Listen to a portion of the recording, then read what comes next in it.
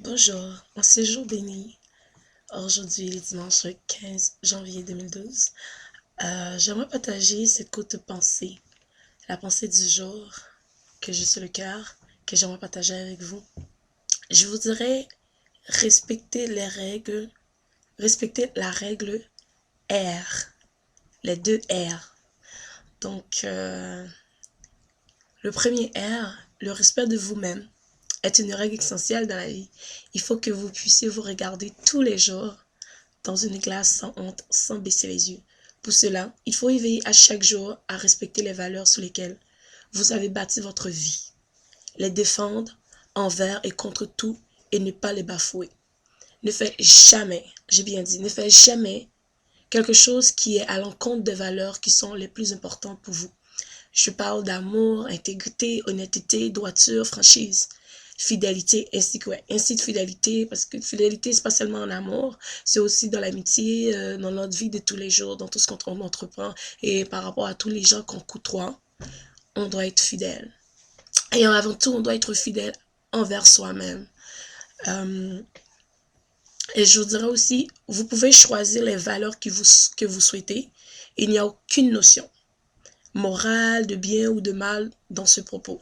La chose la plus importante est que vos valeurs servent des intentions positives et ne soient pas destinées à faire des mal ou à exploiter qui que ce soit. N'exploite jamais une personne et ne pense jamais de mal par rapport à quelqu'un. Même quand quelqu'un te fait du mal, demande du bien pour cette personne. Et même quand, je pourrais te dire, je prendrai un exemple, comme il y a un verset biblique qui dit, parce que, on va te dire, même si la personne te gifle, donne votre visage à l'autre personne pour te gifler. Mais c'est une façon de parler pour dire que, des fois, il faut savoir se rabaisser, il faut savoir s'humilier pour être mieux formé, pour mieux grandir, tout simplement. Euh, Comme je disais, la chose la plus importante est que vos valeurs servent des intentions positives. Je parle positif. Ne voient pas de pensées négatives et ne soient pas destinées à faire de mal ou à exploiter qui que ce soit. Ça veut dire, fais pas de mal et n'exploite personne. Fais rien que tu sais que tu veux pas qu'on te fasse. Si vous respectez vos valeurs, vous aurez le respect de vous-même et vous donnerez une tournure positive. Et vous donnerez une tournure positive euh, à votre vie, non seulement à votre vie, aussi celle de ceux qui, toutes les personnes qui t'entourent. Et c'est qu'il y aura une influence bénéfique sur l'existence des gens vivant autour de vous. Le respect de vous-même sera contagieux et deviendra un exemple que les autres s'efforceront toujours de suivre. S'ils s'aperçoivent que cela vous réussit, allez dire que, dis-toi qu'à chaque jour que tu te lèves, tu dois être un exemple pour les gens autour de toi. Je sais pas si vous me suivez, mais ça veut dire on doit être un exemple pour soi-même. Le deuxième R, je dirais, c'est le respect des autres. Le respect des autres, je parle le respect de toute personne, quel que soit son âge, son origine, sa religion. Il faut respecter la religion de la personne, son origine, d'où la personne vient. La personne, c'est une personne. La personne a sa propre religion, la personne a sa propre culture. Il faut respecter toutes ces choses-là à la base pour pouvoir faire partie de la vie de quelqu'un, pour pouvoir mieux se sentir par rapport à les gens qui nous entourent. On doit respecter aussi leur personne parce qu'on a toute notre propre personne et qu'on s'y attache et on a toutes des valeurs. Alors on doit respecter les valeurs des autres aussi. C'est aussi simple que ça. Et sa culture, son niveau d'intelligence, ça veut dire à personne qui est supérieure à une autre personne. Donc, on est tout intelligent. Dieu, c'est Dieu qui donne la connaissance et l'intelligence. Et ça, j'y crois fortement. Et, donc, chaque personne a son niveau de connaissance, il y a son niveau de quotidien, je parle au niveau de l'intelligence. Donc, il n'y a personne qui est supérieur à une autre.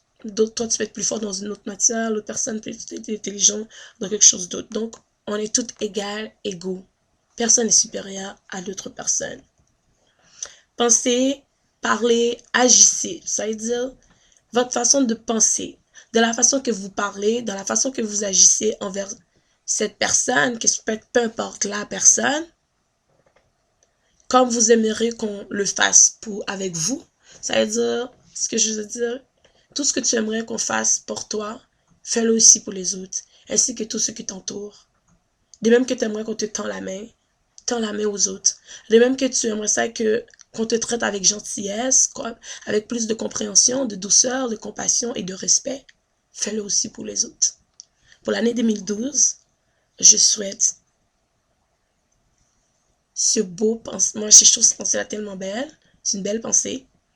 Et je pense que chaque personne qui prendra la peine d'écouter cette vidéo et qui prendra la peine de saisir chaque point que j'ai amené, que Dieu vous fasse grâce, que Dieu vous bénisse abondamment et à travers que chaque parole, que vous puissiez le mettre en pratique dans votre vie.